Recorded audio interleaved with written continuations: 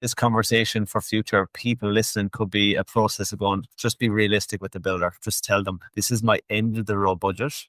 What can we get for that? Because some people have their guard up when they meet us, guys. I think they tell us we have X amount of money, but I think we have to make sure we have to say, hey, what is plan B here? What's plan B if we go past that? Because what I've seen since 2020, people's budgets never align to the project that they're trying to build. And that's maybe 70-80% of everything that we've done since.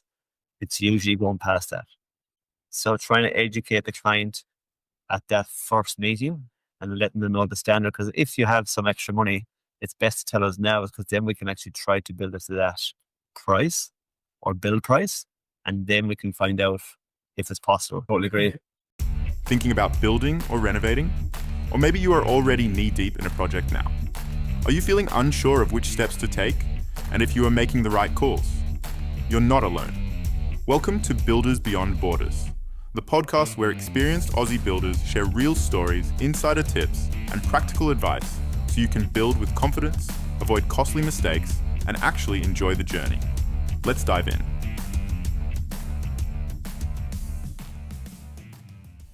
Hello and welcome to another episode of Builders Beyond Borders podcast.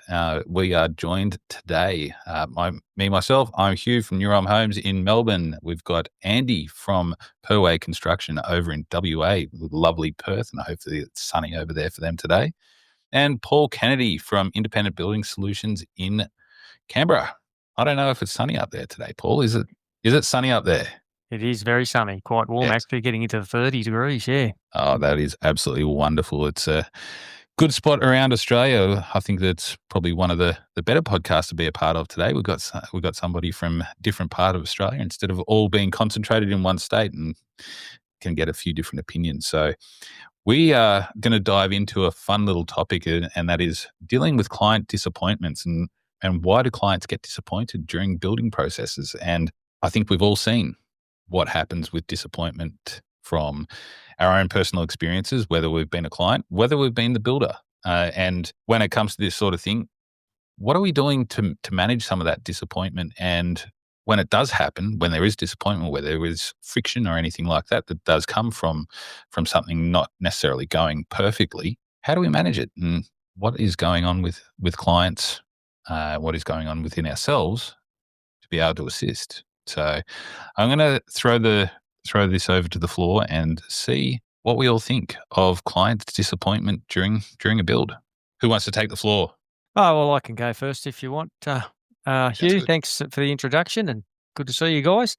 I think like client disappointment, especially friction, is something we've learned to deal with over the years. I think, a couple of bad clients always make you step up and have a good look at yourself, or I do anyway, look at the way you're doing things and make you think, I've obviously dropped the ball here somewhere. And, I think when we're younger and you're a bit ego-driven, you tend to sort of focus on blaming other people, whereas as you get a bit smarter, and hopefully we are getting a bit smarter, we tend to sort of look at ourselves rather than looking at them. So the friction side of thing, I think I've ironed that out pretty well over the last decade, because we don't have that problem too much anymore, because we use, communication and try and keep the clients informed of what's going on. So the only disappointments usually I see, which are common, are people, some people can't visualize things and they can't picture what they're going to get. So you do what they ask you to do and then they don't like it for one reason or another. I've had it with selections as well. As they go out to a showroom. I had recently a lady with a spa bath, went out to the showroom, had a look at all the spas, picked the one she wanted. Then when it got delivered, she's on the phone to me, can we change it? It's not deep enough. I said, well, that's the one you picked. She said, yeah, I know. But I said, I don't think they really make them any deeper. They're all pretty similar in that regard. And anyway, I told her we could lift it up higher. She was just concerned about the look because it looks so small sitting on the floor. So we usually lift them up off the floor a little bit anyway. And we just sort of ironed that thing out. But yeah, it's also just those things like that, colours. They pick colours and they don't realise what they're going to look like. Picking from a small colour selection chart sometimes can look a lot different to what you're going to get, whether it be internal paint, external paint, or tiles or whatever. So they're the main things that I find with client disappointment, apart from usually just a time frame. Everyone, like, we're all the same. We want everything to happen yesterday, don't we? But it just doesn't happen sometimes. And when you get a delivery or a contractor sort of let you down with something. It doesn't happen when it's supposed to, when their job gets held up for a few days or a week, maybe, whatever the case may be. They're the biggest disappointments I see with people. And I mean, they're disappointing to us too, but we have to sort of try and deal with them the best way we can. And we got to remember that it's different for us because could have half a dozen jobs going, or at least we've got a few jobs going. And to us, it's just another job and we go home and get away from it. Those people are it's their home and it's where they're living or where they're going to be living. And so hold-ups to them is a much bigger deal than what it is to us. So, yeah, they're the main things I can think of off the top of my head at the moment anyway, Hugh. That's great. I think that one of the things you sort of touched on there was the reality compared to the expectation that sort of comes along, and that when it does come to the selections and that sort of thing that are being done, there's what's in their mind sitting off to the side on what's going to be happening and what the finish is actually going to look like. And then the reality comes, and then you see that disappointment sort of come over their face, and you are left there sort of going, okay, well, were you made aware of some of these things well in advance, or were you not? And sometimes, have you ever felt like we could have, and I guess this also comes down to that wisdom and the age and being in the industry for a while, is that, okay, well, we've got to take into account some of that pre-thought that we need to do for clients to manage that expectation, to say, okay, well, did you take this into account where you're thinking about all of these when you were doing the selections? Because when it comes to delivery, there might be one little thing that might not be perfect. Will you be okay with that? Because nothing's ever perfect. And I've found over the last few years, just being able to sort of have that conversation early on with the selections and talking about expectations with clients, we sort of can mitigate, only just a little, some of that disappointment that can happen. And I don't know if you've experienced that in the last little while, Paul, but I certainly have, and I'm pretty sure that Andy's probably experienced something similar as well. Yeah, I sure have. Good to see you, boys. Obviously, we're over here in Western Australia, so it's no matter where you are. I think every builder or client, this topic is a big thing for them, because the disappointment can happen in so many ways. Either at the pre-construction stage, why it's taken so long, people forgetting about all the consultants that we need to go through the process to get your working drawings, your engineering, your selections.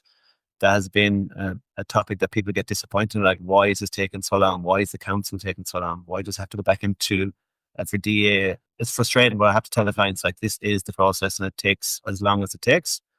But another part of the process I see a lot of people getting disappointed is on their selections stage. They have the big dream and they go into our showrooms and they pick the best of the best. And then when we come down to the final detailed proposal and walking down through the line items, clients get ended disappointed and see where the cost could be at the end of the project. They're like, holy crap, we didn't think it was going to be at this figure. And that's through selections and what they've picked on that journey. So that has happened now in the last few for us here in the last few months, and trying to understand and putting the hands up and going, okay, how do we make this better here again? Because they're so excited going into that journey of trying to pick their dream kitchen and their dream appliances.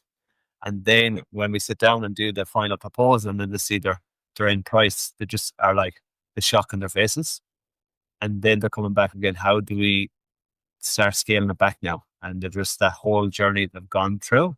And then at the very end, they're like, now we have to reshuffle things to suit their budget, what they have. This conversation for future people listening could be a process of going, just be realistic with the builder. Just tell them, this is my end of the road budget. What can we get for that? Because some people have their guard up when they meet us, guys. I think they tell us we have X amount of money. But I think we have to make sure we have to say, hey, what is plan B here? What's plan B if we go past that? Because what I've seen since 2020, people's budgets never align to the project that they're trying to build. And that's maybe 70, 80% of everything that we've done since. It's usually going past that. So trying to educate the client at that first meeting and letting them know the standard. Because if you have some extra money, it's best to tell us now, because then we can actually try to build it to that price or build price. And then we can find out if it's possible. Because we haven't let clients down there this year, the last 2 to 3 months.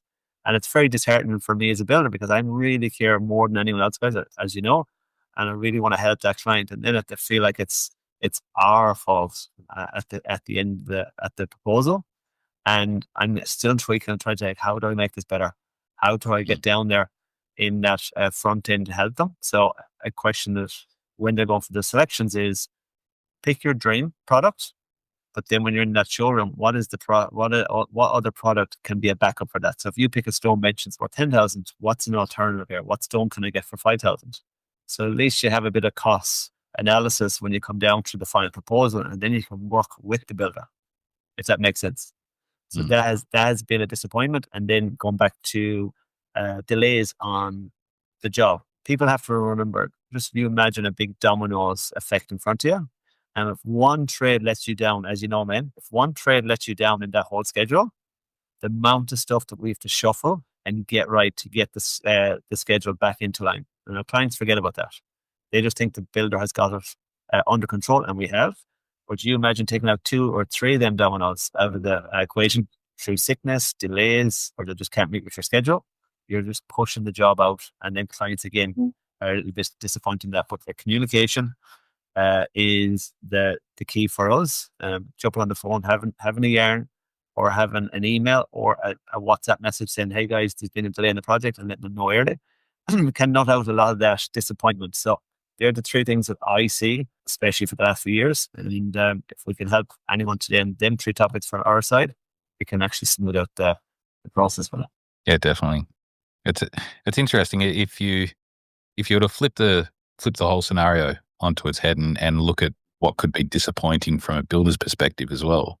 It's what you touched on there, the whole aspect of how it feels for you when something doesn't go right. And it's very much relevant. We're all skin bags of emotion, and we've all invested time into developing something for a client, and if something doesn't go right, there's obviously going to be a little bit of a toll on us as well, because we'll be looking at it going, because of how invested we are in a project, and we're trying to deliver the best result possible.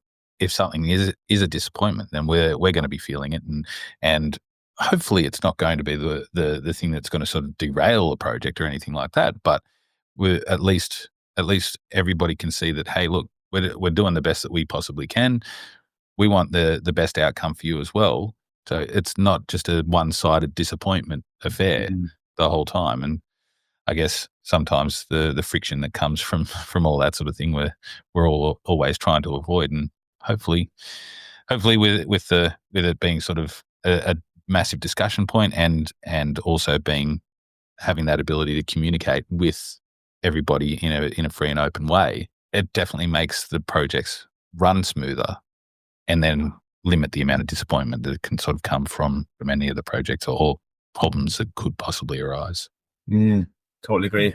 Yeah, well, we want to get the jobs done as quick as we can. I mean, it's in our best interest as well, isn't it? And that's, I think, when you sort of explain that to people, they understand that, it's from a financial point of view as well as timing for more projects and everything. It can push us right back. One job gets out of whack, can push you right back for the whole year trying to get your projects finished. And it can also affect all your contractors. One guy doesn't turn up at rough-in, say, and then, it holds up the insulation guy, then the plasterers and tilers, waterproofers, but everyone who's got to come in behind him has to get mucked around as well. And if they've got their schedules in, then everyone's schedules out. It can be really tricky, and it can be have a really major effect on, the next 3 or 4 months, really, depending on the size of the project. So it's a pretty hard thing to juggle all that.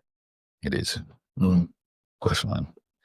Now, well, thank you very much, guys. I think that we've really, I don't know if we touched on a nerve, but hopefully we've gained a little bit of insight for people.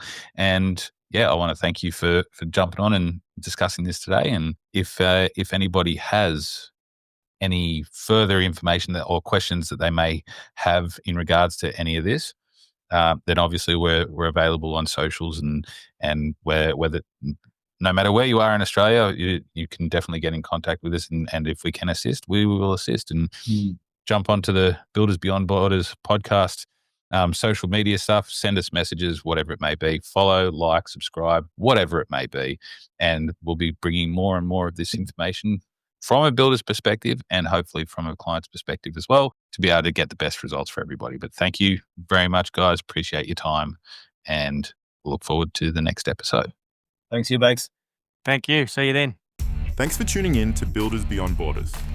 If today's episode helped you feel more prepared, clearer, or more confident, share it with a mate who's planning their own build or reno. Got a question about building, renovating, or working with tradies? Send it our way. We might cover it in a future episode. And don't forget to hit follow or subscribe so you never miss the real stories, practical tips, and builder insights we've got coming your way. Everything shared on this podcast is based on our experiences and those of our guests. It's general info only. Any reliance on the information provided is done at your own risk.